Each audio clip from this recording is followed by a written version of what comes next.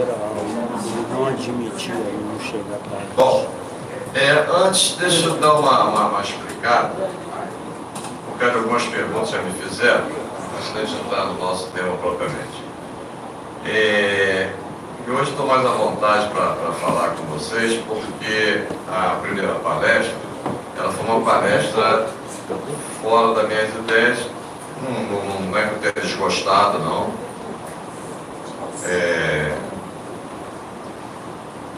Eu gostei da palestra, mas que é uma palestra, vocês devem ter notado que aqui à frente tinha gente que não costuma vir, vamos botar assim. E assim eu vou conversar mais à vontade com vocês, porque eu senti que me sondaram sobre a possibilidade de botar mais aqueles temas que eu sei que a maioria que está aqui gosta. Entendeu? Mas aí vocês têm que entender também o outro lado da moeda, que eu não posso aqui, não é como foi lá no Clube Naval. Se vocês lembrarem, quando eu comecei a fazer as palestras aqui, foi a semelhança de lá, mas não igual era lá. Porque a minha proposta inicial, e se me permite eu discordar de alguns, eu acho que quanto mais amplo for o espectro de palestras que a gente puder trazer, melhor. A maioria aqui tem cabeça branca que nem eu. Não tão branco. Mas então, eu acho que a gente está naquela ideia, naquela idade, em que, por incrível que pareça, está cheio de chip gasto, o padre, a gente parece que aprende mais. Eu peguei uma mania agora que eu aconselho a vocês, por exemplo, vai ter a palestra do Paulo agora. Eu chego em casa, meu marido disse, vai acabar maluco. Eu fico futucando YouTube para descobrir o que eu posso aprender mais ali. Entendeu? E eu acho que isso aí, vocês desculpem a digressão. Ontem, por exemplo, eu estou meio arriado aqui, desculpe até o meu ânimo, né? Mas eu passei 3 horas quase assistindo vídeos sobre aquele MSC, aí você está vendo velho, é o maior que tem. Eu fiz um cruzeiro semana passada, mas foi no menor do que ele, eu fiz no civil. É o Graciosa, né? Graciosa. Olha, aquilo é um mundo. Entendeu? A única coisa que eu não gostei que foi com um público externo. E infelizmente nós estamos em casa aqui com o nosso público inferior ao externo. Eu faço cruzeiro há muito tempo, eu fiquei impressionado. Né? O deles é melhor que o nosso. Não é complexo de vira-lata, não. É isso mesmo. Eu estava num cruzeiro agora, eu não cheguei a comentar contigo ainda. Esse civil é excelente. Então agora tem um tal de Yacht Club. O que é o Yacht Club? É para você pagar o dobro que eu paguei e você ter um monte de regalias. Olha, eu fiquei impressionado. E o pior é que é o tipo do vício que é caro. Se eu for fazer cruzeiro agora, eu vou fazer aquilo, porque eu saí andando pelo cruzeiro e o navio de ótima qualidade, era o segundo melhor que tem. Né? Então, chegou uma hora que tinha uma festa lá no final, né? Normal. E eu entrei no banheiro. Quando eu entrei no banheiro, sabe esse cigarro que tem eletrônico, né? Agora podem botar não sei quantos % de nicotina. Olha que pilusa. O troço foi criado para livrar a pessoa dos efeitos da nicotina e agora pode botar nicotina. Aí fui eu para o YouTube. O que eu descobri no YouTube? Que agora eles botam THC, né? A maconha. Aí que eu fui entender porque que o banheiro estava lotado de gente fumando a praga do cigarro eletrônico. Eu nem sei por que eu fui entrar nesse mundo. Mas vamos voltar lá. Então, na verdade, eu peço a vocês compreensão que a gente sempre vai misturar assuntos. Entendeu? A pedidos, eu sempre vou ter uma cota boa desses assuntos. Vocês vão ver que a próxima palestrante, é uma pessoa, foi a Marina, tinha que estar no meio, né? A Marina que o Sobar em trazê-la, ela inclusive, ela faz palestras só remunerada, mas para nós ela vai abrir uma exceção e vai fazer. Vocês vão ver, é uma palestra que fala muito de qualidade de vida, que eu acho que é um troço importante para a gente, qualidade de vida. A gente às vezes se descuida com besteirinha, e essa besteirinha é importante, e quanto mais velho a gente fica, quanto o cabelo mais branco fica, Luiz, eu sei que é o rei da cabeça branca que estava olhando aqui. A gente mais precisa de qualidade de vida. Qual é que é pintado? Pinta de azul, cara, agora está em moda. Mas então, eu peço a compreensão de vocês, esse assunto daí fora do nosso contexto, mas eu precisava dessa explicação para me entenderem. Entendeu? E sempre a gente nunca vai conseguir fazer com que todos fiquem satisfeitos, né? Mas eu espero que não deixem de vir. Tá? Estou pensando seriamente em cortar o ao vivo, porque vocês começam a olhar em volta, vocês veem que está caindo a quantidade de pessoas. A gente tem que prestigiar quem vem aqui falar. Né? O Paulo chegou aqui e parecia que estava chovendo lá fora. E ele está aqui firme aqui. Tá bom? Então, desculpa essa digressão aí. A minha Camilo, ô Camilo, vou falar de tal modo, você pode cortar isso depois. Agora é direto, né? Ainda bem que eu não falei besteira, né? Bem, então vamos praticamente iniciar o nosso ciclo de palestra, mais uma vez com o Paulo Iannuzzi. É um prazer tê-lo aqui conosco, Paulo. O Paulo, acho que é o único que participou de todas as edições do ciclo de palestra aqui em Senão Madureira. E eu sei que, assim como ele se tornou meu amigo, ele também é amigo da maioria aqui. Né? E assim como tem outros palestrantes também que já são contumados, graças a Deus, aqui conosco. Né? Eu vou ler o currículo dessa palestra instigante. Hoje teve um general que ligou para mim e disse: mas esse assunto é bem profundo, né? Aí eu expliquei mais ou menos aí, falei assim: mais profundo que um profundo poço. Tá bom. Vida inteligente extraterrestre, paradoxo de fé. Para nós entendermos o paradoxo de fé.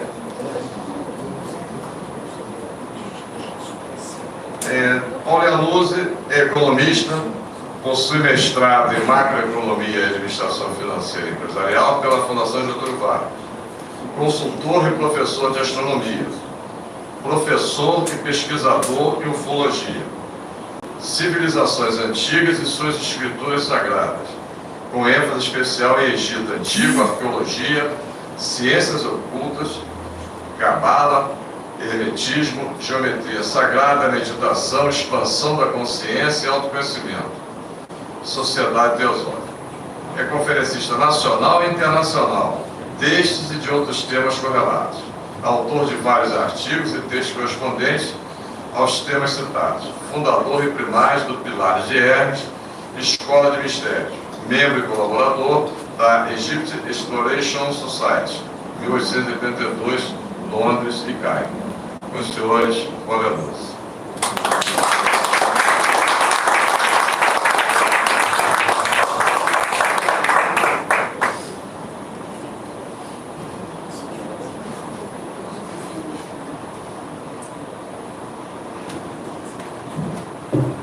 Boa tarde a todos.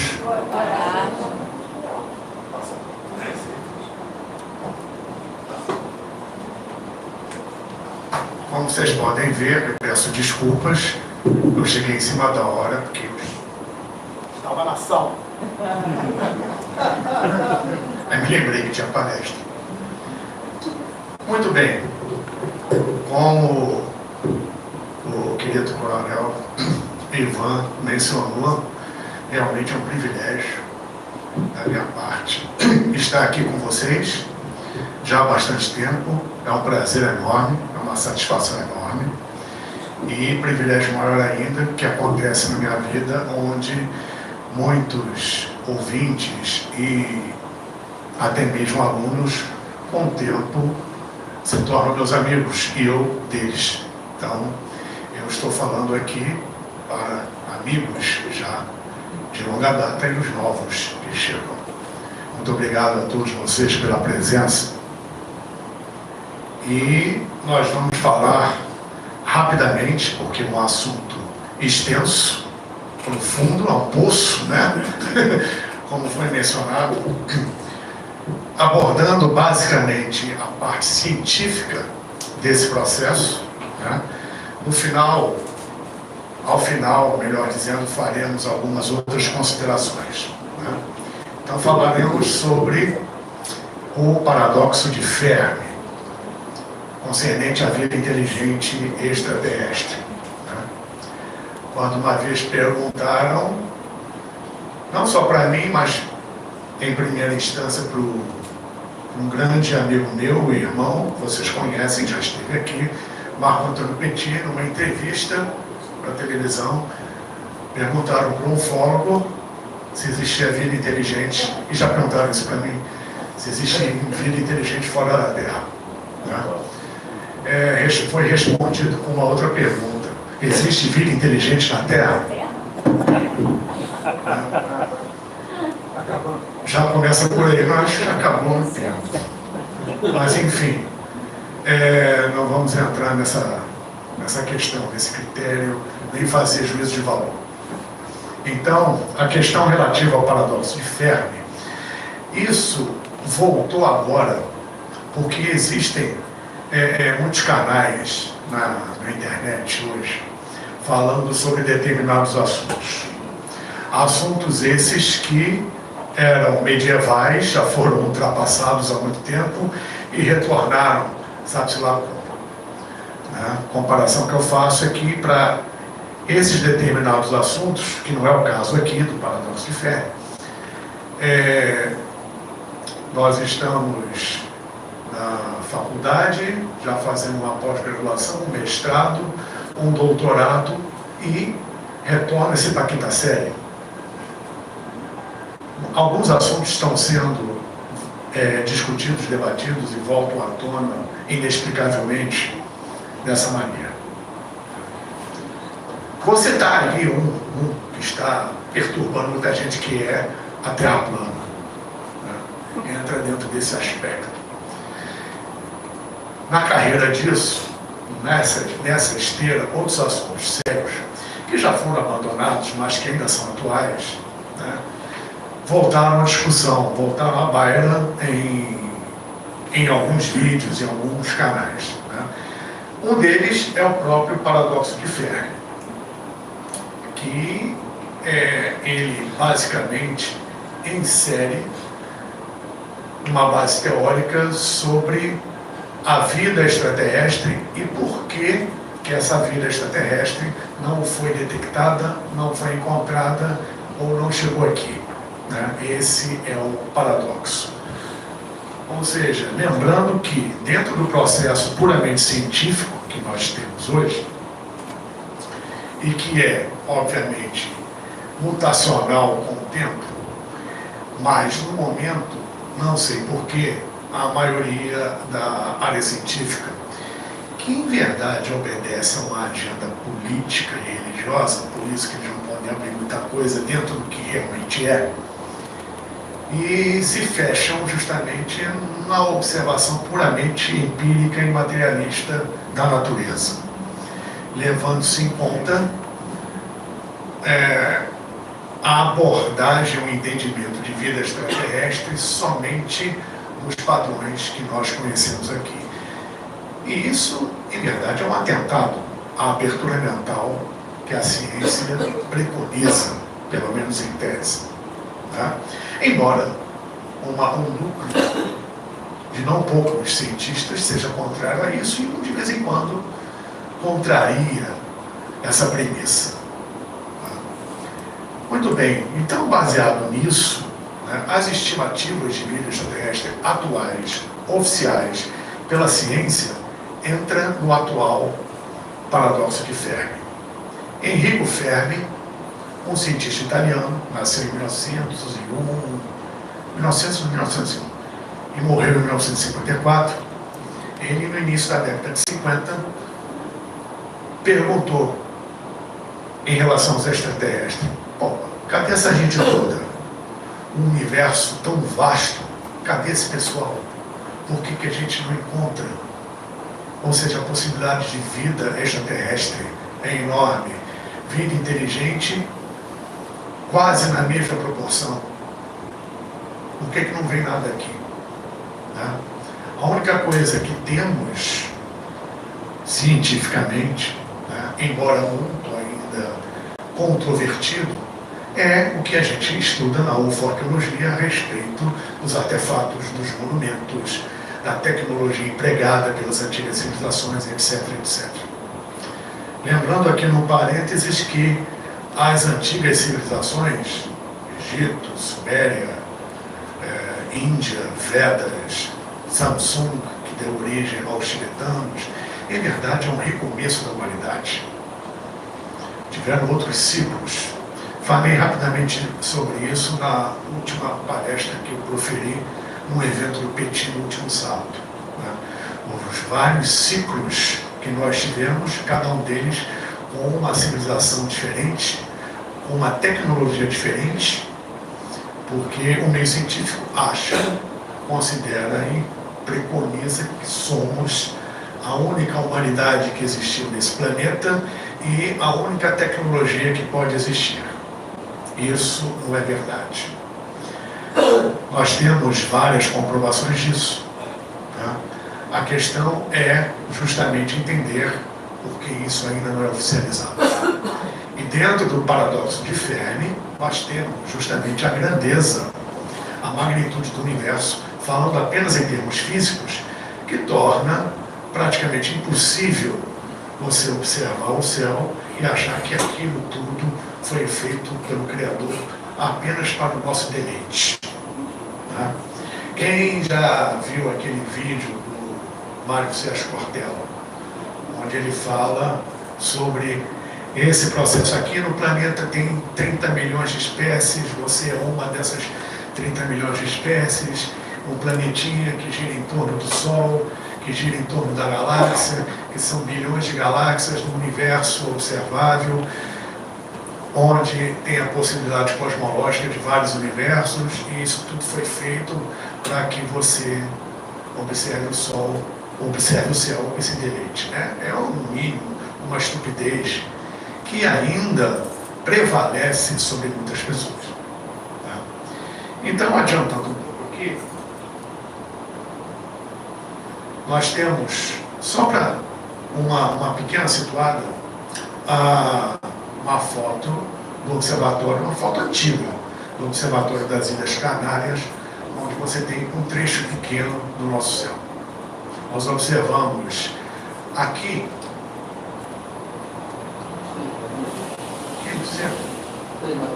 as Três Marias da constelação de Órion. Essa aqui é a constelação de Órion. Betelgeuse está prestes a explodir. Bellatrix, Saiph, Rigel, aqui é a nebulosa de Órion. Aqui dentro fica a nebulosa Cabeça de Cavalo, fora outras nebulosas e outros elementos só na constelação de Órion. Aqui nós temos a Via Láctea, temos Sirius, Próximo, são as estrelas mais brilhantes do céu. Vocês podem observar que nessa foto você não tem como contar as estrelas. Né? Cada estrela, ela não só tem um sistema estelar planetário em potencial, como uma probabilidade de vida, se você for no pior das hipóteses. Um levantamento bem por baixo, você só nessa foto pode considerar, né, algumas centenas de milhares de planetas, alguns centenas de milhares de planetas com a possibilidade de vida e apenas uns 10 mil com vida inteligente. Não necessariamente com potencial de viagem estelar, mas vida inteligente dentro dos padrões que nós conhecemos e do nível evolutivo que nós nos encontramos. Só nessa foto. Não sei se vocês conhecem o experimento do alfinete. Você pega um alfinete, foi feito isso, coloca no céu, a região correspondente à cabeça de um alfinete, o Hubble detectou, só nessa área, cerca de 100 milhões de galáxias. Não estou falando nem mais a estrela. Estou falando em galáxias, só numa região do céu concernente à área de uma cabeça de um alfinete. Passa isso para o céu inteiro. Tá? Eu não estou aqui entrando, pelo menos por enquanto, nem na questão multidimensional, que inclusive já é científica pela teoria das cordas. Tá? Muito bem. Dentro desse processo aqui,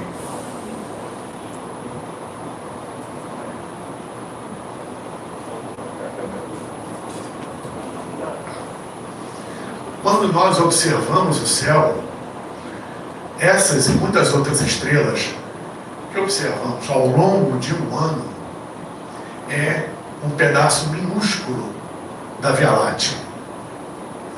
Vamos agora para um nível galáctico, vamos para um nível interestelar. Tá? Ou seja, essa aqui é a galáxia de Andrômeda, está em rota de colisão com a gente, mas não se preocupem, isso ainda vai demorar a acontecer. Ela está em rota de colisão. Muito bem. A galáxia de Andrômeda é mais velha e maior que a nossa. Isso aqui é só para vocês. Vocês já viram essa imagem várias vezes.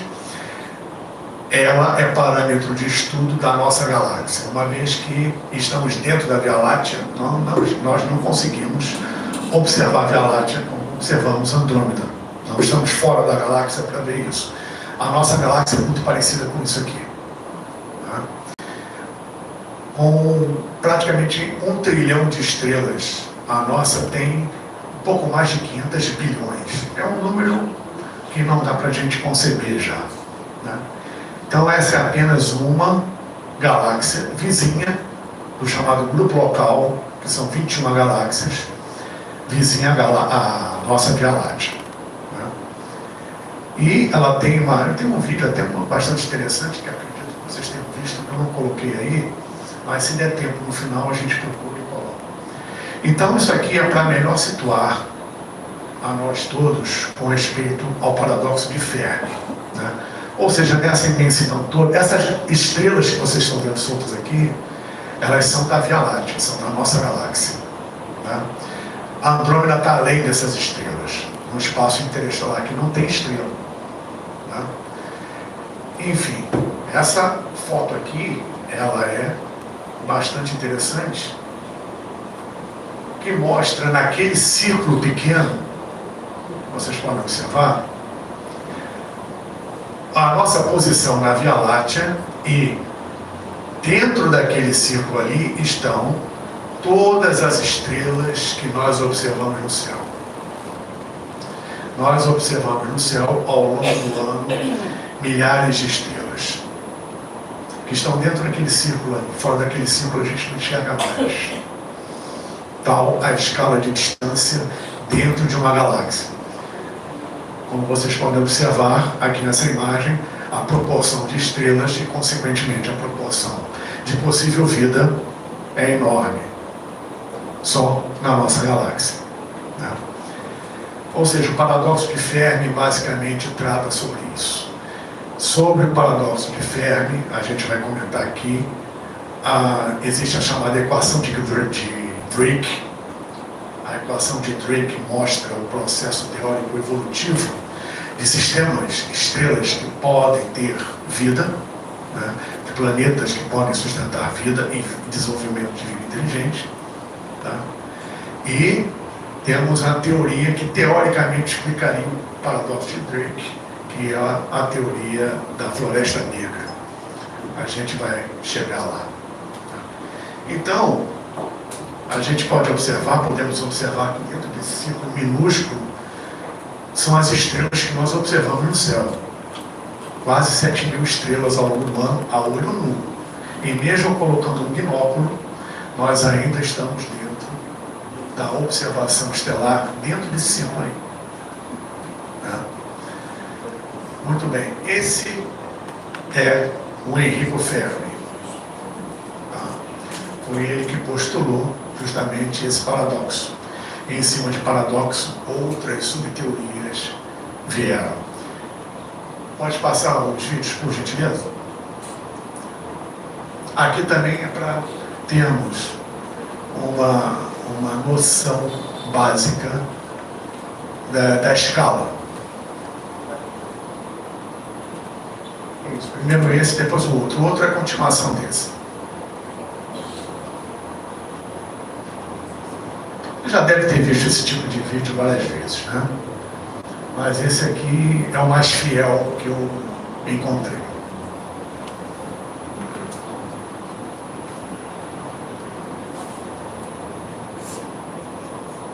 Tem som, não?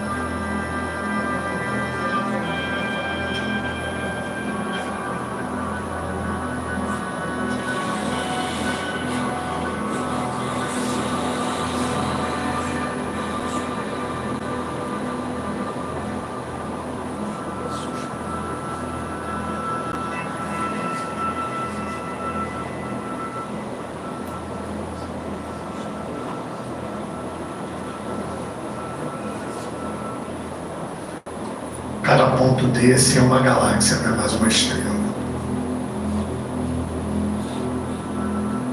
Chega a assustar um pouco, né?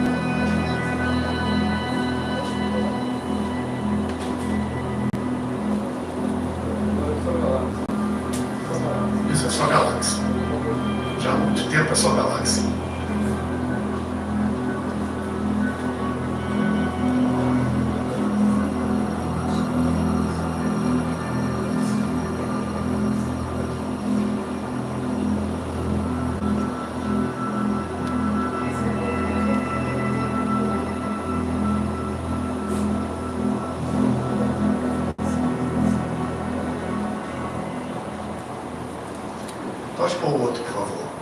O outro vídeo começa a partir dessa cena. É um vídeo completamente independente, mas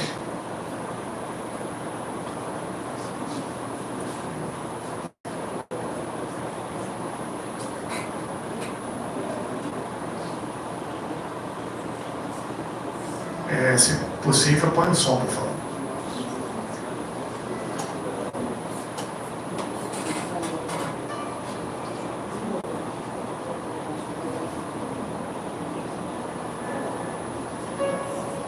O universo parece uma rede neural, muito parecido com o cérebro, muito parecido com a rede de neurônios que nós temos. Cada filamento desses são aglomerados e aglomerados de galáxias. Mas no caso ele está aproximando.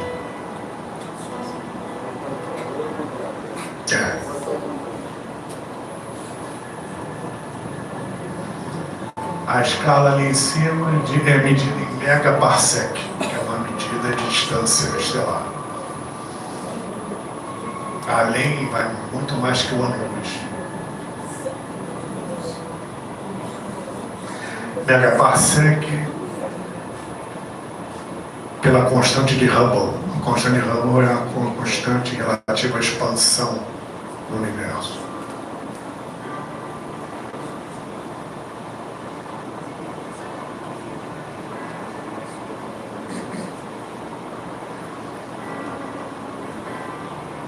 A nossa galáxia está dentro daquele miolinho ali que ele aproximou.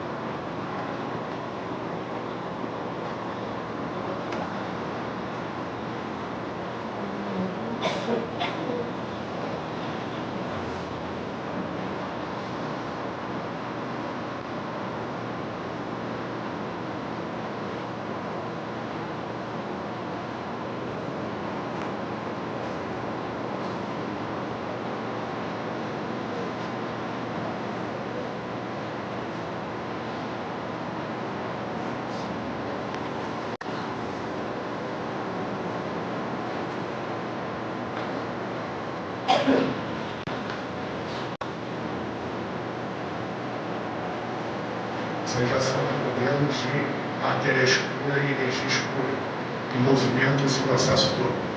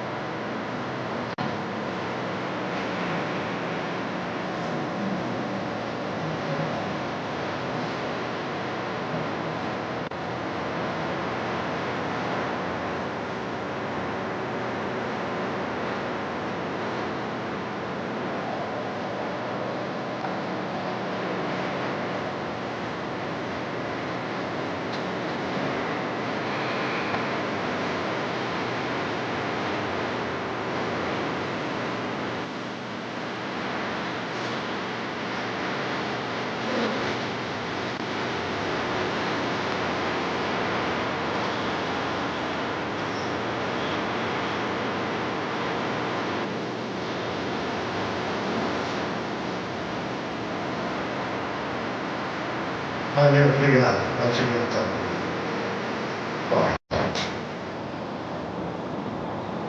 Bom, pelo pouco que vocês viram aí, só existe vida aqui, né? Não existe vida inteligente aqui e a Terra é plana. Enfim, desculpe, eu não consigo aturar esse tipo de coisa.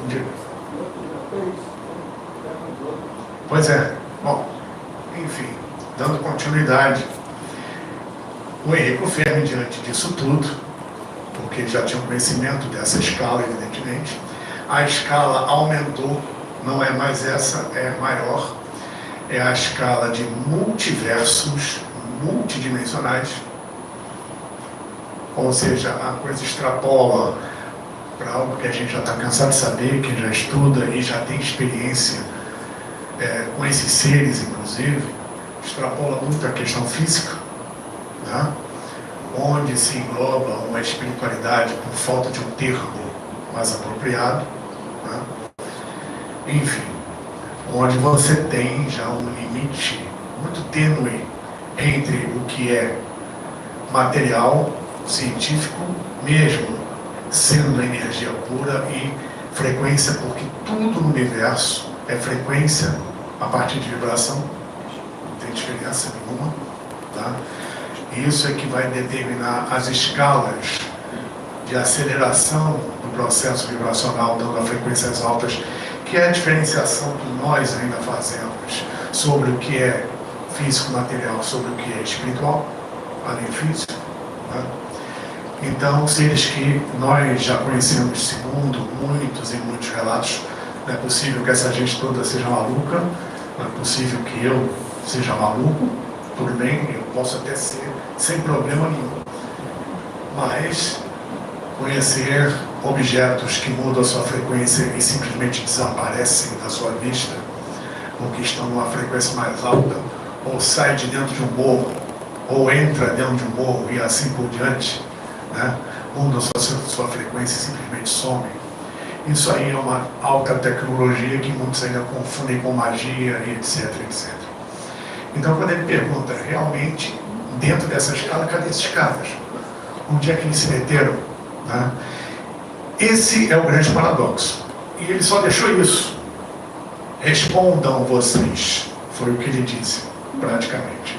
Em cima disso, subteorias, como eu falei aqui anteriormente, começaram a ser produzidas. Poxa, eles não vêm aqui porque nós fomos os primeiros a nos desenvolver, né?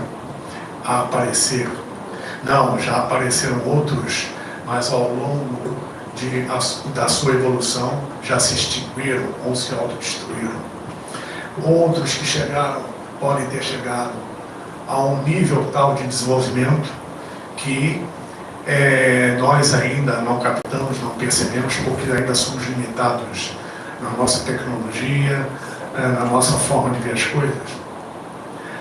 E existem várias teorias sobre isso, né? Em cima do paradoxo de Fermi. Lembrando que existem duas coisas que a gente precisa observar e levar em conta, e que até mesmo o meio científico não leva. Primeiramente, acho que eu falei isso no início, é tudo observado de acordo e por falta de exemplos, não pode ser, pelo menos de forma científica diferente o pensamento, tudo é levado de acordo com o que a gente conhece. Você tecer algo sobre o desconhecido, pior que isso, é você classificar o desconhecido em cima de algo que se conheça aqui. Então é levado em consideração planetas que estejam numa zona habitável, falando tudo em termos físicos, que apresente água líquida, que apresente uma temperatura, uma amplitude térmica satisfatória para o desenvolvimento da vida biológica baseada em carbono, ou seja, dentro de tudo que a gente conhece. Tá? Então só se admite vida e vida inteligente se forem de constituição e evolução quase igual à nossa. Isso é a premissa que se tem, mas é uma falha grotesca em termos científicos. Primeiramente, o silício ele tem as mesmas propriedades que o carbono de formar cadeias. Então a vida baseada no silício é possível. Vida que a gente já constatou vivendo em vulcões ou então em fumarolas superaquecidas no fundo dos oceanos, existe vida ali. Vida microbiana, mas existe vida ali. E deve existir esse tipo de vida no sistema solar. Tá? A nível físico. Nível desenvolvido a nível físico e não físico também existem, principalmente dentro do nosso sistema solar. Tá? Ainda mais agora que, por conta das diretrizes da China, da ESA, Estação Espacial Europeia, da NASA, da Rússia e principalmente do Elon Musk, Vamos isolar a China, porque a China ela não tem responsabilidade nesse acordo espacial que existe, né? Se ela for à Lua, a China indo à Lua encontrar um ET ou uma base que realmente lá tem, ela não tem compromisso nenhum em manter aquele sigilo. Se ela quiser, ela vai expor isso e vai derrubar muita gente, tá? Então, se tem um cuidado enorme. Isso aí é um outro capítulo que a gente pode abordar futuramente numa outra palestra. Porque, por exemplo, a Índia pousou 2 naves no Polo Sul lunar. Foi o único país que fez isso. E o Brasil não. Uma vez que, quando o Brasil tinha programa espacial, a Índia não tinha nada. Nem a China tinha. Os chineses vieram aqui aprender. Anotaram tudo na época. O programa espacial brasileiro não teve continuidade. E hoje você vê o que a China e a Índia estão fazendo. Até os Emirados Árabes pousaram uma nave em Marte. E nada no Brasil, né? Isso aí justamente faria uma palestra à parte, que é muito interessante isso, né?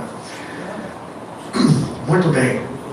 Dentro desse processo de estudo, de qualificações, tem algo muito interessante, que é a chamada equação de Drake. A equação de Drake, ela justamente preconiza um tipo de vida biológica de acordo com a evolução dos planetas, teóricas, evolução do planeta. Isso aqui vai gerar algo mais interessante, as civilizações, que é justamente o teorema de Kardashev, tá? Ou chamada fórmula de Kardashev. Isso aí é o mais próximo, segundo até contatos que já foram feitos, né, o mais próximo do que realmente existe. O mais próximo ainda do que realmente existe, por incrível que pareça, isso até mesmo palavras de Chico Xavier, é o que você encontra em Jornada nas Estrelas, Guerra nas Estrelas, esses filmes que, em princípio, tem como tônica o entretenimento, não tem nada de entretenimento. É baseado em muita coisa que existe por aí, né? E dentro desse processo nós temos, você já deve ter visto isso, principalmente por aquele cientista japonês, americano, Michio Kaku, ele menciona isso aqui de uma forma até mais profunda, porque a teoria de Kardashev para em 3 tipos. Ela, na verdade, se aprofundou, foi mais além. O que significa isso? Civilização do tipo 1. Civilização do tipo 1 é aquela civilização que consegue dominar e utilizar todos os recursos do seu planeta.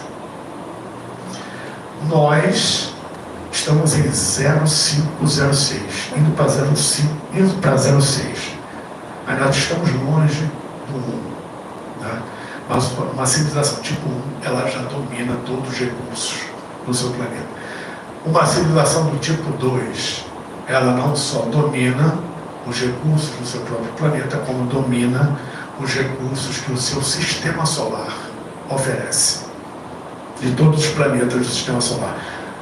Recursos, leia-se energia. Tudo é baseado em energia. O que fulano quer do outro? Energia. O que um país, quando agride o outro, quer? Energia. Um país se sobressai sobre o outro por energia. O obsessor quer o quê de você? Energia. Só isso. Quando você for alimento psíquico para ele, ele vai drenar sua energia. Quem está carente de energia vai naturalmente absorver energia de quem tem energia de sobra. Isso é fato, né? Nós somos grandes emanadores e receptores de energia. A civilização do tipo 3 é a civilização que, além dos recursos do tipo 1 e recursos do tipo 2, ela abrange os recursos da sua estrela, ou das suas estrelas. Pode ser um sistema binário, trinário, múltiplo, enfim, né? Envolvendo a estrela, aqui nessa representação, com uma grade que vai retirar de física, que retiraria os recursos, a energia da estrela. Tá? Ou seja, uma civilização que já domina esse processo de utilizar totalmente a energia da estrela sem, obviamente, desgastá-la. Essa é uma civilização de tipo 3. A gente ainda está muito longe disso, evidentemente, mas tem civilizações que já ultrapassaram esse tipo de coisa. Já são uma civilização do tipo 4. O que é uma civilização do tipo 4? É uma civilização que já está se expandindo pela galáxia. Vocês podem ver esses cubos aqui, são representações de quadrantes. Cada quadrante tem um número de estrelas, de sistemas estelares. E uma civilização tipo 4, expandindo-se pela galáxia, vai aos poucos, conseguindo absorver recursos de outras estrelas fora da Terra e já em intercâmbio natural e direto com outras civilizações. Inclusive, esse gráfico aqui é do Jornada nas Estrelas. Tá? Ou seja, dentro da série, nós temos os contatos ali com os Klingons, com os Romulanos, com várias espécies, cuja estrela principal da civilização deles e seus planetas está nesses quadrantes aqui. Tá? Mas é um gráfico que serve para ilustrar muito bem o que é uma civilização tipo 4. Uma civilização do tipo 5 já é uma civilização que consegue abranger a galáxia inteira. É o caso de um Star Wars. Na saga Star Wars existe o domínio da galáxia inteira. A grande maioria das civilizações ali interage, se conhece, independente do nível tecnológico. A civilização 6 já se expande para além da galáxia. Já é um contato intergaláctico. É como se nós aqui, na borda da Via Láctea praticamente, já tivéssemos condição de interagir naturalmente com seres de Andrômeda, a galáxia vizinha. Já seria uma civilização tipo 6. E a civilização do tipo 7, a última, é a interdimensional, de universos paralelos, que funcionam ao mesmo tempo aqui e agora, só que em outra frequência. Tá? Uma civilização muito expandida, muito avançada, que utiliza recursos que para nós são inimagináveis, a nível universal, né? Onde não existe tempo e não existe distância. É muito longe ainda da nossa concepção. Podemos imaginar o processo. Tá? São elementos que, por exemplo, o telescópio James Webb já descobriu, questionando de cara a teoria do Big Bang, questionando a questão espaço-temporal. E a nossa limitação mental evolutiva, ela procura observar e aprender de forma linear. E o James Webb comprovou o que já se sabia, que o processo é espacial e não linear. E isso inclui a questão de espaço-temporal. Porque trabalha com física quântica, que contraria muita coisa da relatividade de Einstein. Nós temos outro paradoxo aí, porque a relatividade de Einstein funciona até um certo ponto. A física quântica funciona também até um outro ponto. Um contradiz o outro em vários processos e ao mesmo tempo os dois funcionam. Vou dar um exemplo disso dentro da área mística, espiritualista, até mesmo espírita. Não somente espírita, mas em outras culturas muito mais antigas, milenares, que tratam a reencarnação e o processo do karma e o dharma de uma forma um pouco diferente. Né? E por serem milenares, tem um conhecimento que chegou desde antanhos até hoje, não pode ser desprezado, evidentemente. Tem um lugar comum dentro disso tudo. E no que está sendo dito aqui, você abre a premissa, já foi até colocada. Você já imaginou quem aqui tem alguma noção sobre o processo da reencarnação? o que se conhece, né? A reencarnação, ou num processo genético, morfogenético e epigenético, tanto faz, tem uma linha temporal sempre para frente. Já foi comprovado que não existe passado e não existe futuro. O que existe é um eterno presente. Porque o conceito de tempo que nós temos é muito local, da frequência local. Quando você sai dessa frequência para uma outra mais acelerada, o conceito de espaço-temporal muda. Você pode ver na frequência. A frequência é representada no gráfico senoidal. E nesse gráfico senoidal a gente aprende na amplitude da onda, né, que existem os picos e os vales. Quanto maior a distância entre dois picos ou dois vales no gráfico, menor a frequência. Quanto mais comprimido isso e a distância for menor, maior a frequência. Até você chegar a uma frequência tal que a nossa condição observável material, onde nos encontramos tridimensional, não conseguimos acompanhar. Está ali do nosso processo. Numa frequência muito alta, quanto mais você acelera a frequência, outras realidades vão aparecendo. Realidades existenciais diferentes dessa daqui, né? Multidimensionais. Ou seja, numa frequência baixa, densa, o intervalo de tempo é bem maior para uma onda passar no mesmo ponto. Dois picos de onda passarem pelo mesmo ponto tem um tempo X. Quando essa frequência aumenta muito, o intervalo de tempo entre um pico ou um vale e outro diminui consideravelmente. Quando você tem uma frequência muito alta, o espaço-tempo naquela frequência é bem diferente. Aí volta uma questão que eu ainda não falei.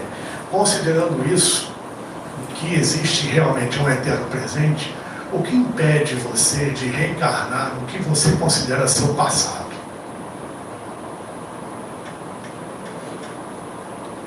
É algo paradoxal, como é o paradoxo de Fermi. Esses processos estão sendo estudados hoje, só que não estão sendo divulgados. O que é divulgado, em verdade, na maioria das vezes, foi o que foi descoberto ou desenvolvido 25 anos atrás, pelo menos. Você acha que o seu celular, o seu tablet, o seu laptop, o seu computador, que você comprou hoje, que foi lançado ontem, ele é de última geração? Não é, ele está 25 anos atrasado em relação ao que realmente existe nas grandes potências, seja no meio governamental, aliado à alta cúpula militar de alguns países, primeiro mundo. Pode ter certeza disso, que o seu objeto já está 25 anos obsoleto. Hã? Principalmente no Brasil. Principalmente no Brasil. Então, dentro do paradoxo de Fermi, nós temos a mais avançada questão explicativa, teoricamente, disso, levando-se em conta a questão biológica, questão de você avaliar a vida extraterrestre dentro dos nossos parâmetros. Tá? Porque vida extraterrestre pode ser qualquer coisa. Tem diversas formas, diversas frequências. Existem civilizações predatórias, existem civilizações que têm um propósito muito maior em termos evolutivos. Aí você para pensar o seguinte: a diferença percentual, isso já foi feito, do genoma humano, do genoma de um chimpanzé, é de 2%. O que nos separa geneticamente de um chimpanzé são 2%. Agora, se você pega uma civilização que já transcendeu a questão material, pinta e borda, com milhares ou melhor, milhões de anos evolutivos em todos os sentidos da nossa frente, qual o percentual diferencial que teríamos em relação a eles? Então, uma coisa precisa ser urgentemente, a meu ver, revista, principalmente o que é alardeado aí pela internet, de uma forma, no mínimo, irresponsável. Eu até digo predatória, cego guiando o cego, falando um monte de bobagem, canalizando absurdos que são da cabeça dele. Muitos hoje em dia, e muitos outros seguem, e se seguem porque encontraram alguma afinidade com essas idiomices, que é preciso filtrar muito bem. Tá? Se você quiser conhecer algum assunto de uma forma mais profunda, fuja de internet, vá em livros bons, em literatura boa e principalmente antiga, não muito moderna. Tá? Além da sua própria experiência principal, pessoal, espiritual, que transcende muito, que só quem passa é que entende. Você pode ter uma mente muito aberta, mas só quem passou por uma experiência desse nível vai compreender o que o outro passou. Que realmente é uma coisa impressionante. E divisor de águas na sua vida. Aconteceu comigo, acontece com tantas outras pessoas que têm essas experiências, tanto a nível místico, espiritual, como a nível ufológico, que dá no mesmo, que as frequências são as mesmas, praticamente. O trabalho de forma consequente na sua energia Kundalini, nos seus chakras, é o mesmo. É um processo iniciático. Então, dentro dessa questão, nós vamos, por exemplo,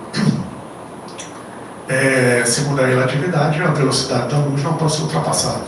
Aí como é que esses caras chegariam aqui? Tá? Por que os nossos radiotelescópios não captaram nada? Isso é paradoxo de Fermi. Tá? Aí vamos para uma outra questão. Em meados do século XIX, quando a ciência moderna estava despontando de uma forma bem mais objetiva, discutia-se no meio científico da época se o corpo humano conseguia aguentar pouco mais de 40 km por hora por causa do trem. O trem foi desenvolvido nessa época e tudo quanto é tipo de lugar, principalmente nos Estados Unidos, ferrovia atrás de ferrovia, e se discutia, o homem aguenta 40 km por hora ou um pouco mais? O corpo humano aguenta isso? Década de 50 foi quando foi rompida a velocidade do som. Até então era impossível você quebrar a barreira do som. Quando nós conseguiremos quebrar a barreira da luz? Em algum momento isso vai acontecer, independente se você dobrar o espaço, independente se você entrar no hiperespaço. Hiperespaço não é coisa de guerra nas estrelas, não, isso existe. Tá? No final da palestra eu vou mostrar uma alusão a isso aí. Tá? Então, as coisas elas não são eternas. Existe uma frase que eu uso muito, que é: a heresia de ontem é a ortodoxia de amanhã. O que foi impossível ontem, hoje não é mais. Então, para nós e para o divino não existe impossível. Tá? Existe a nossa limitação natural, que é uma questão mental que precisamos transcender. Tá? Ainda mais nesse momento que a gente atravessa de transição de eras. Então a hipótese da floresta negra, que dizem que é a resposta para o paradoxo de Fermi, dentro do contexto puramente científico, né, diz o seguinte: eu acho impressionante essa, para não dizer outra coisa, essa hipótese. Você entra numa floresta, a floresta negra da Alemanha, que foi usada como exemplo. Você entra numa floresta assim. Você vai entrar de peito aberto? Não, você vai entrar com cuidado, olhando se tem animal à sua espreita, algum animal selvagem que esteja escondido, alguma possibilidade de você ser atacado, uma possibilidade de você se perder. Se o animal vai estar lá escondido, ele sabe que você está ali, né? Ele, se for te atacar, Ele vai esperar o momento certo. Se não for, ele vai se esconder, porque ele vai ter medo de você. O predador também vai atacar por medo de você. Não sabe quem você é, o que você faz. Teoria da Floresta Negra é isso. Ou seja, as civilizações nessa teoria se escondem. Elas não conhecem o outro, não sabem que o outro é capaz. Eu vou me mostrar aqui e pumba, aí vai destruir aqui o meu planeta, vai querer atacar. Ih, legal, você existe, então vamos para lá. Essa é a teoria da Floresta Negra, que é muito aceita no meio científico, porque no meio científico se considera que os ETs são invasagentes. Eu considero essa hipótese falha dentro do paradoxo de Fermi, mas tem gosto para tudo. Então essa teoria, ela resume-se nisso. Ou seja, nós estamos mandando sinais para o espaço para ver se alguém responde. Por que não responde? Segundo essa teoria, não responde porque não quer ser achado, não quer ser encontrado. Eu não sei quem está mandando, não conheço, etc. Se eu tiver uma certeza, e isso está diminuindo hoje, o envio de sinais, também por isso. E não vamos revelar que a gente está aqui não. Está dando mole. Vai que tem uma civilização maluca aí que... tem esses caras aí, estão ainda nessa tecnologia? Beleza. Vamos lá passar o rodo. É esse tipo de pensamento que tem na base do meio científico hoje em relação ao paradoxo de Fermi, a teoria da Floresta Negra. Alguém conhecia essa teoria? Alguém já tinha ouvido falar? Está sendo bastante divulgado. Contrariando isso tudo, nós vemos dia após dia o cumprimento das escrituras das civilizações antigas, onde nos seus mitos, nos seus folclores e nos seus livros sagrados dizem: nós vamos sair, vamos embora, mas voltaremos. Esperem por nossa volta. E a cada dia que passa nós temos N registros de objetos voadores não identificados no céu em todas as partes do mundo. Só lembrando que um objeto voador não identificado ou ser uma nave espacial tem uma distância abissal. Então não é qualquer coisa que você vê no céu que é uma nave espacial extraterrestre, tripulada ou não. Existem vários parâmetros de estudo em cima disso. Mas que o número de avistamentos, interações só aumenta a cada dia, aumenta. Isso funciona em ondas. Às vezes fica um pouco mais quieto, depois volta, enfim. O importante é frisar, já dentro da questão ufológica mesmo, dentro da questão extraterrestre, ao longo desses milênios todos, muitas naves que são observadas, objetos, são daqui mesmo, de meio militar. Muitas outras são daqui mesmo, intraterreno. Isso aí é um caso à parte, tá? Você não vai ter tempo para falar sobre isso aqui. Outras são de fora mesmo. E essas de fora são muito poucas, porque esses caras já estão aqui no planeta há muito tempo. Nós dividimos o planeta com eles. Quem disse que o planeta é nosso? Vamos lá. Terminando. Buraco de minhoca, né, a partir da dobra espaço-temporal, você tem a criação artificial de um hiperespaço, que é um ambiente entre o plano astral e o plano físico, que é onde navegam a maioria dessas naves e os seus respectivos meridianos de acesso. Aqui uma alusão à questão espaço-temporal, tá? Onde aprendemos que o tempo é linear, mas em verdade o tempo é uma rede, cada filamento é um estado espaço-temporal, onde você tem várias realidades funcionando. Você estuda e aplica isso muito em Kabbalah, as diversas realidades que existem, e você tem acesso a uma Dependendo do que você fizer, você tem acesso a outra realidade espaço-temporal.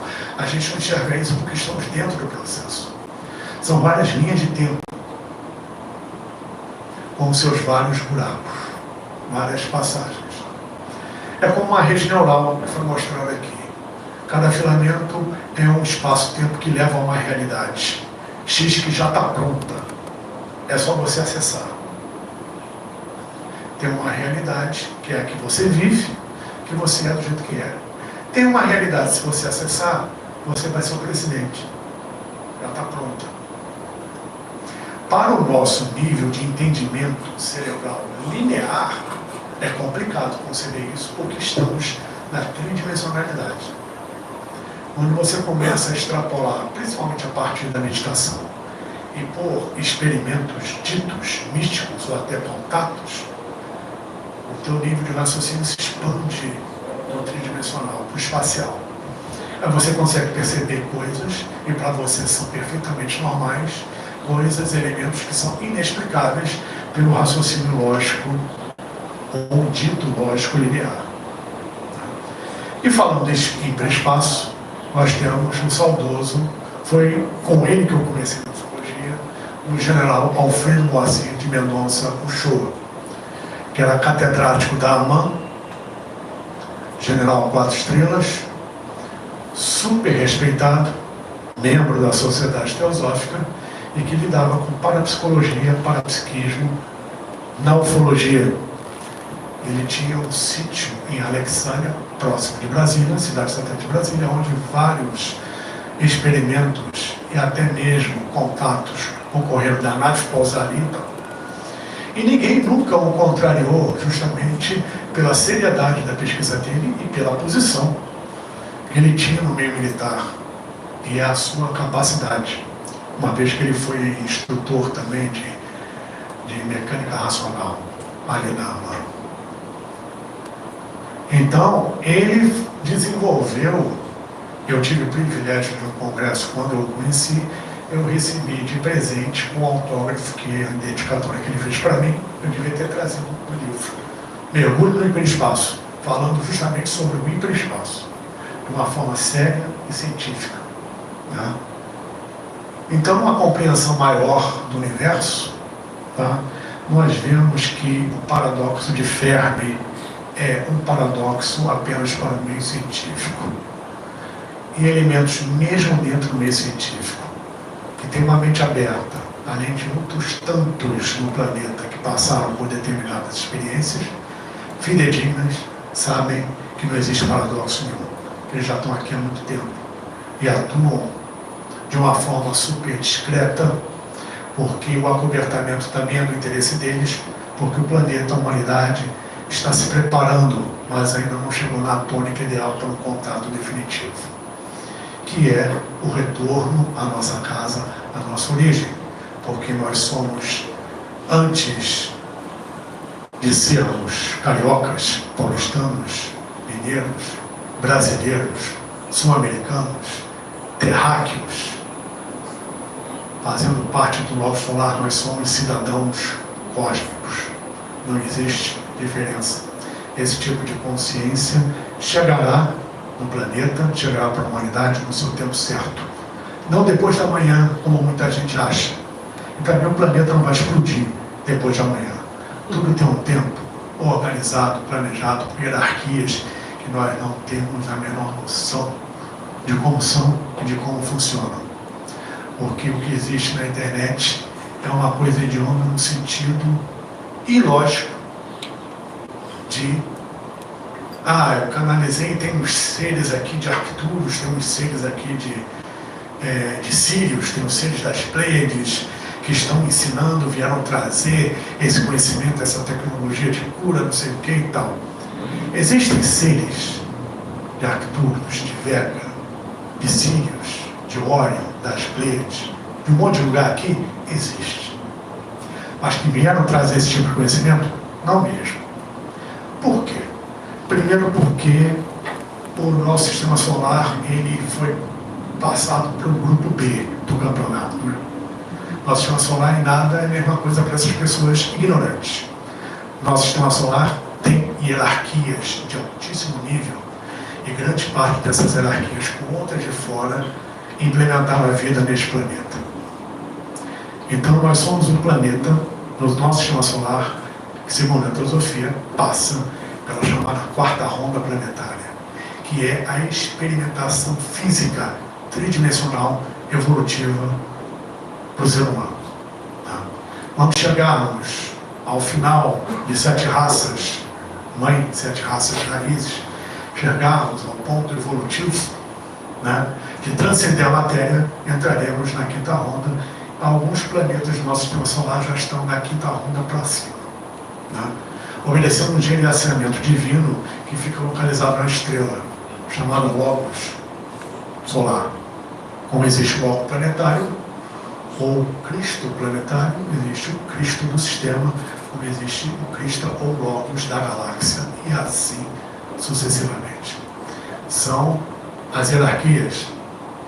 Existem seres de estirpe angélica e arcangélica que são do tamanho do sistema solar, por exemplo. Isso aí já é uma outra história, já é um outro papo mais oculto dentro desse processo. Então existe um planejamento. Então os caras não vêm aqui ensinar, transmitir conhecimento, que a hierarquia daqui sabe, conhece e aplica com o pé nas costas. O cronograma de trabalho dessa interação está muito além do que a gente pode conceber. Então é preciso baixar um pouco a bola e parar de falar um monte de besteira que tem falado por aí. E um monte de gente seguir. Mas aí é questão de afinidade. Ema.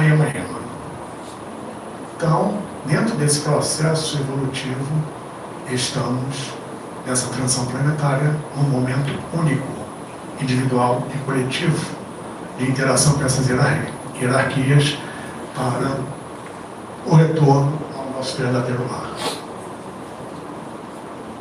Muito obrigado a vocês todos pela paciência, obrigado por estarem aqui. Que Deus abençoe a todos nós abundantemente. Namastê.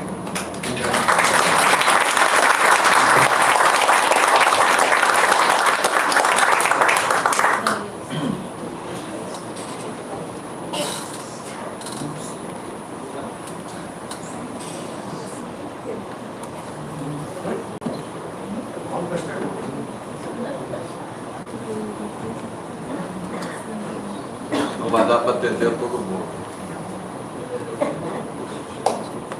Obrigado.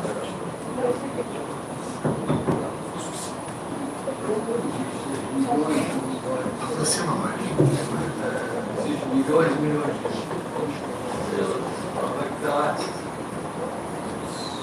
É bem provável milhões de seres.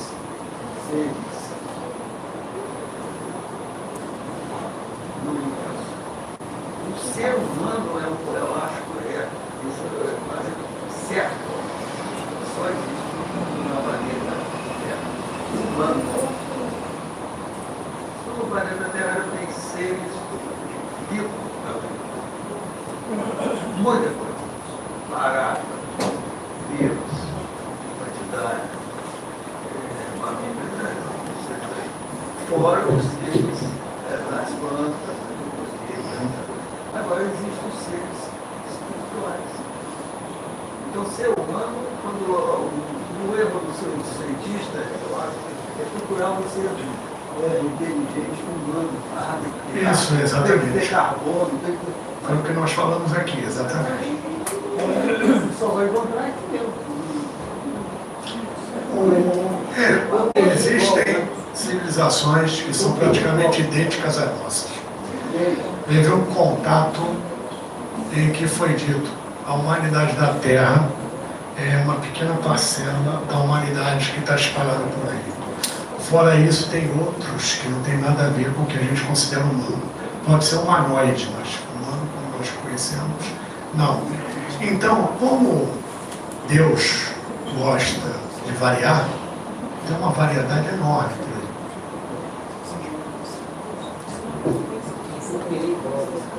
Hã? Aqueles 2%. Para eles, nós somos assim ainda. Existem, óbvio, civilizações que estão no mesmo nível ou aquém da nossa. Claro. Estão ainda no nível muito produtivo, claro, tem de tudo aí.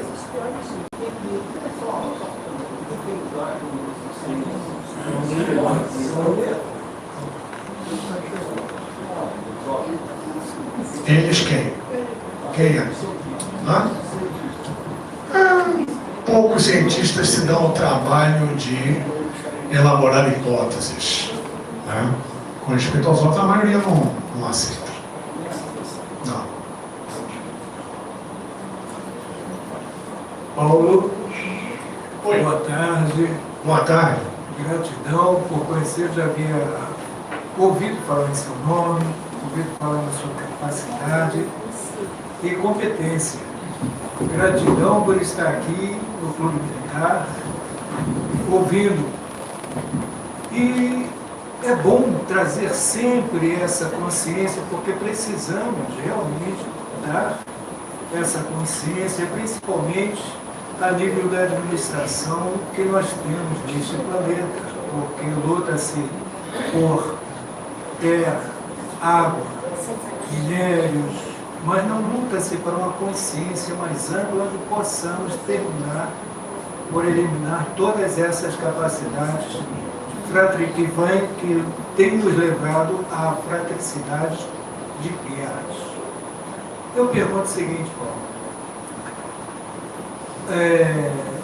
Diante de tudo isso que você nos revelou, existem nações com capacidade, você disse que nós temos uma tecnologia aqui no Brasil de 25 anos atrás. Não, no mundo inteiro. No mundo inteiro. A possibilidade de alguma nação ter esta tecnologia, conforme Nikola Tesla supõe-se, ter havido e conquistado com os nossos irmãos cósmicos, vamos dizer assim, extraterrenos, porque um dos maiores foi Jesus Cristo, né? E assim devemos continuar pensando. Gratidão, a sua palestra foi excelente, me ensinou muito, e saio daqui pago e agradecido. Gratidão. Eu que agradeço. Você, qual é o seu nome? Marcos. Marcos. Obrigado, Marcos. A sua pergunta, isso existe sim, mas infelizmente o que prevalece ainda é uma defasagem enorme em termos de conquistas tecnológicas e conquistas humanas. Em tecnologia nós avançamos muito a cada dia. Agora, em termos humanos, éticos, morais, etc., a humanidade está indo ladeira abaixo. Isso faz parte de um processo, tá? Que você encontra, eu já mostrei isso aqui numa palestra anterior, encontra um escrito do Rig Veda sobre as yugas, as eras, tá? Falando sobre o que os gregos chamavam de era de ouro, era de prata, era de cobre e era de ferro. Em sânscrito, Satya Yuga, Treta Yuga, Dvapara Yuga e Kali Yuga. Então, dentro do Kali Yuga, a humanidade não tendo uma maturação, ela vai passar por um recomeço. E isso está se consolidando a cada dia, onde você tem muita gente boa aparecendo e, ao mesmo tempo, um antagonismo muito grande. Nós não temos um momento de equilíbrio, são dois extremos muito poderosos, onde esse extremo antagônico negativo, que faz com que a humanidade esteja indo ladeira abaixo, ainda prevaleça, melhor dizendo. Então, a condição tem. Mas temos maturidade para isso?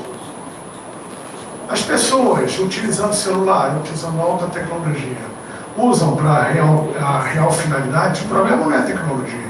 Não usa nem. A maioria das pessoas não sabe nem usar, e quando usa mal. Só futilidade. Só futilidade, a maioria usa, porque é um estado mental, é um estado consciencial. que a humanidade não está conseguindo superar. Né? Isso faz parte do período que a gente está atravessando, não que seja culpa do período, não, nada disso. É uma expressão. Para finalizar, quando a Biblioteca de Alexandria foi incendiada, mais ou menos 50 a.C., mais ou menos, não sei a data, não me lembro da data correta. Ali tinha tecnologia acumulada, conhecimento acumulado para detonar em qualquer momento uma revolução industrial. Não ocorreu, porque não era para ocorrer. Imagine se tivéssemos naquela época uma revolução industrial como tivemos há 300 e poucos anos. Onde estaríamos hoje? Talvez nem estaríamos. Então isso depende, tem um planejamento maior. No processo geral, coletivo, evolutivo do planeta em todos os níveis, que obviamente leva a relação. Pode se adiantar, acelerar o processo, pode adiar um pouco, mas o plano é cumprido. Paulo, Diga. vou fazer uma pergunta aqui, que é uma dúvida que eu tenho de algum tempo. A questão da viagem sobre o buraco de minhoca, que a nave de pessoas vai do mundo físico de um planeta, vai a uma questão astral para sair e chegar a um outro planeta físico. Aqui na Terra, nós temos, os nossos corpos estão preparados para isso? Ou vai se esperar primeiro nossos corpos estarem preparados para haver essa descoberta dessa viagem? Dentro disso, mas para determinadas viagens nesse nível, nossos corpos não estão preparados. Não. Tanto para o buraco de minhoca, tanto para a dobra espacial. E a dobra espacial ainda tem um porém, um pouco diferente disso. Dobra espacial, que é uma teoria que é bem viável, que é baseada na propulsão do que você encontra no Jornada nas Estrelas, no sistema solar, você implementa uma energia super poderosa para que você dobre o espaço-tempo na sua frente. O que acontece? A nave não viaja. Quem se movimenta é o espaço, a nave fica parada. E os corpos físicos não têm condição de suportar isso. Não se sabe. Não sabe. Não se sabe. Aquela questão, se duvidava que o corpo aguentasse mais 40 km por hora quando o trem foi inventado. Bom, teve o sujeito astronauta que chegou a quase em órbita e lá se lançou. Isso. Qual a velocidade que ele atingiu? Um negócio estúpido, absurdo. Quase a velocidade de 1.000 km. Pois é. O que um piloto de caça aguenta? 9 a 10 vezes. O limite Sabe se uma pessoa normal, como nós, sem treinamento e sem uma condição física natural, até o mesmo piloto, dependendo da manobra, ele desmaia. O máximo chega a 5G. Exatamente. O colete vai pressionando certos pontos para o sangue não voltar. Exatamente. O grande problema da velocidade G e do FG são os olhos. Ele não tem como botar um tijolo no Não, não tem. Mas, Paulo, nessa questão da pergunta que eu fiz, ele muda de planos nessa viagem. É por isso que Mudando de plano, o corpo tem que se adaptar. como se fosse uma desmaterialização e materialização de luz. Sim. Sim. O que é essa matéria que é o teletransporte? O que é isso aí? Nós somos compostos por átomos e as suas respectivas partículas subatômicas. Ao contrário do que se imaginava, o elétron não gira em torno do núcleo.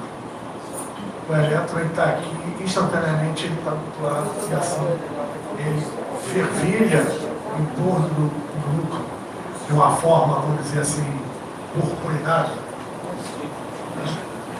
Então, o elétron ele aparece e desaparece. num espaço, num ΔT nanômetro.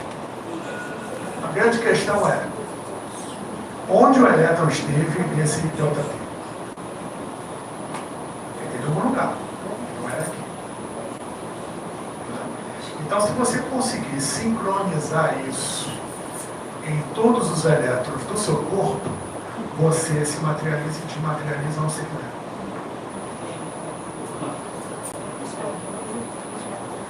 Esse é o princípio do teletransporte. Agora tem gente que faz isso a nível mental. Paulo, Professor. professor, O mestre do Himalaia e o Antigo Egito fazia. Como Santo Antônio cansou de fazer. São Francisco de Assis também. Está em 2 lugares ao mesmo tempo. Então, mas eu vi um homem dando aula ali. Não, ele estava lá em Lisboa. professor, Santo Agostinho. Deus. você me fez lembrar o filme Duna, agora é recente, Sim. quando Ah, não, veja o antigo. ele é com a luz. Veja o antigo, que é bem melhor. Não, eu vi os dois. Você falou da possibilidade dos sugadores, e ele retrata isso no filme. Você falou do 1, 2, 3, já tem 7. Sim. Ele rouba a energia. Ele vai exatamente no outro planeta para sugar a energia, para Sim. trazer para o planeta único, né, deles. Você vê aí na ficção que em realidade existe a comprovação da segunda lei de Hermes, segunda lei do Caimarion. Assim como está em cima, como está embaixo. Proporcional e análogo. Funciona em essência da mesma forma, não, sob várias formas, né, em qualquer lugar que você chegar. A nível físico, não. Bom, eu também dá prazer te avisar a hora que você Não, tudo bem. Eu sinto muito antes de poder prolongar mais, mas é que a cada pergunta sempre a gente vai assistindo a autonomia, eu procurei deixar o máximo possível à vontade. Para nós, mais uma vez, foi um prazer ter aqui o Paulo conosco. E mais uma vez, nós vamos ter o prazer de entregar uma lembrança nossa, um pouco significativa, muito mais de coração. Tá?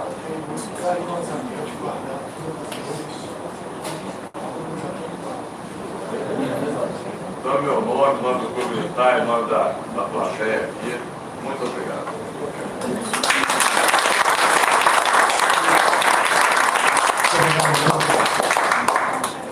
Eu posso repetir aqui, para finalizar, 2 frases que eu sigo muito.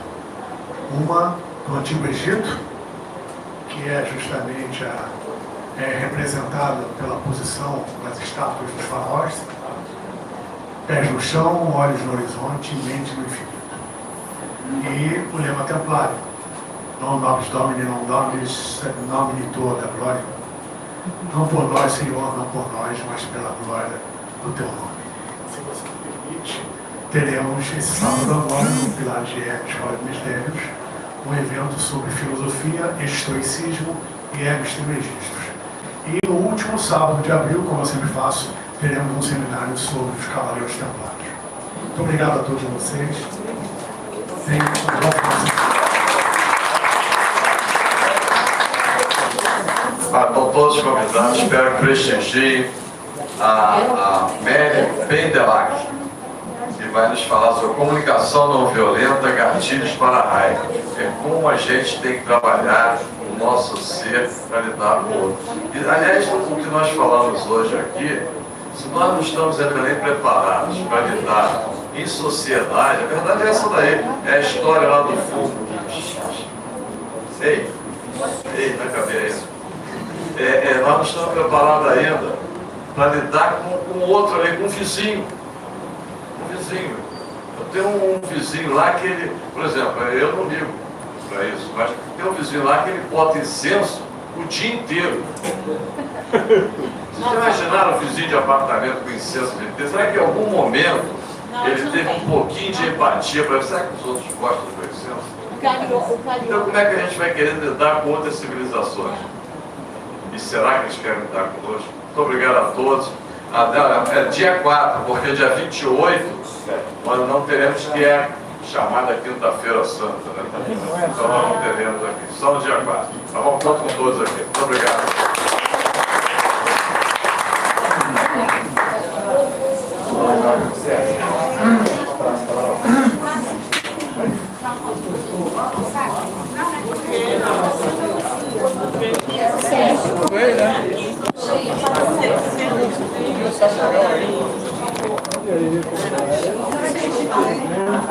Segunda